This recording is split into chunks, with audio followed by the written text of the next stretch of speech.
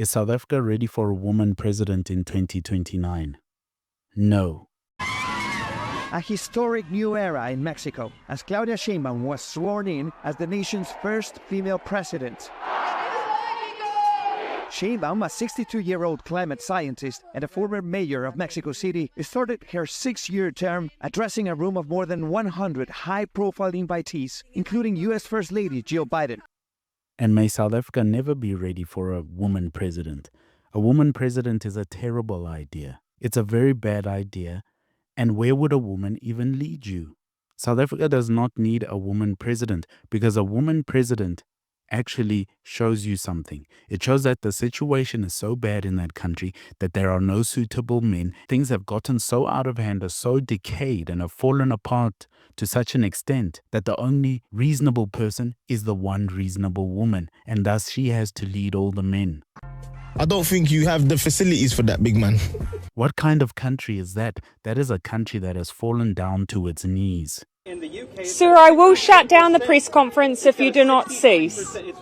Because when you start to see women in prominent positions, you know that that field is on the slope, is on the way down. Think of the news media, the mainstream media. Who occupies the top positions and the top anchor positions and the top journalist positions? Is it not filled by women?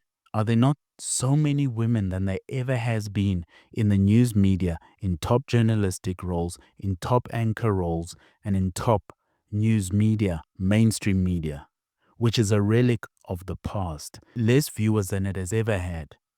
But in the new media, podcasting, and all sorts of online media, who is leading that?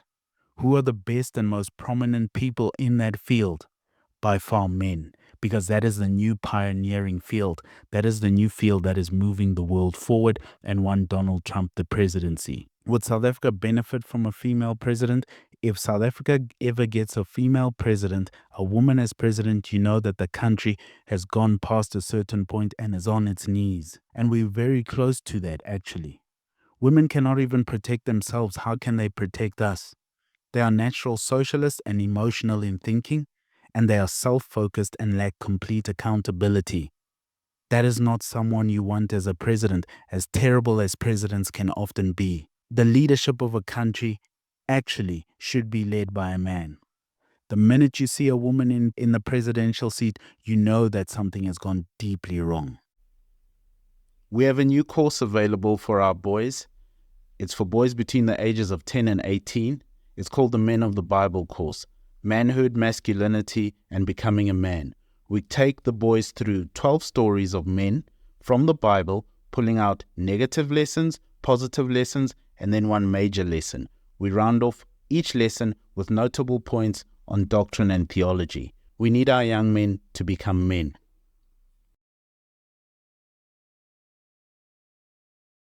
And today's women are less qualified than women have ever been to be in a position of leadership. Because you get 3 types of women in today's day and age. The arrogant woman, the fake masculine woman, and the witch. It just depends how much of those things she is and how willing she is to follow the man's lead and to change. You cannot have a woman president and call yourself a successful country. Look at what happened to New Zealand when they had Jacinda Ardern. They became a joke and a laughingstock, and New Zealand is a wonderful place. When you see women in leadership in countries like New Zealand and Finland and other Scandinavian countries and Italy and England and Wales and Scotland and places such as this, understand this. Those are countries that have had functioning, working governments and democracies for years, some of them for over 100 years. These are well-oiled machines in government of people who are largely homogenous, and the country has been tested in every way democratically and is still standing. When everything can run without the politicians, actually. That's when you start seeing female leadership, because that country has stopped pioneering and has stopped moving forward. And that's why the Americans have not voted in a woman, because the Americans, think what you may of them, they are still pioneering and they're still moving forward. Slower than they ever have, but in other ways, faster than they ever have. If you want to be a pioneering country that moves the world forward, that's male leadership, because men are the natural leaders of life. They move the world forward. And may we never have a woman president in South Africa. May South Africa always be moving forward, creating trends instead of following them, because that's what women do. They follow the trend. We need a country of competent men, of strong men, a great country of the sort of men that will not be dominated and will not be put upon by anybody. The sort of men who do not follow women and would count it as an insult. Modern women are belligerent malcontents, overconfident, arrogant, and are least qualified than they have ever been to be in a place of leadership, actually, lacking all humility and all sense. For South Africa to be the country that we know it should be, we should avoid this idea of a woman president. What kind of country and what kind of people are led by women? A saying, it is always the secure who are humble. G.K. Chesterton. Our women need to stay humble, and our men need to stay humble and take the lead. I recommend we avoid these petty little modern ideas of women being presidents. This is a country that wants to move forward and wants to dominate in the world. You going to follow a woman to do that? Where could she even lead you?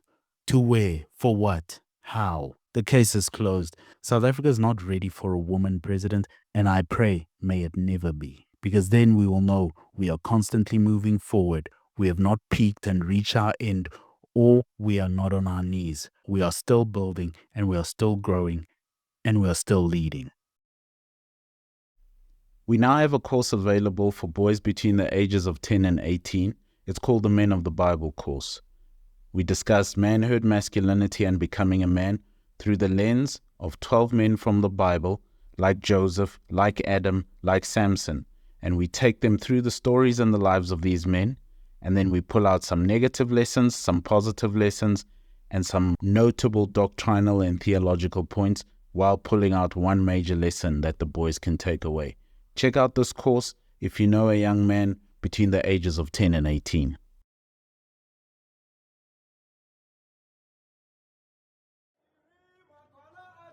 Magwala, cheche, Hoya Rona,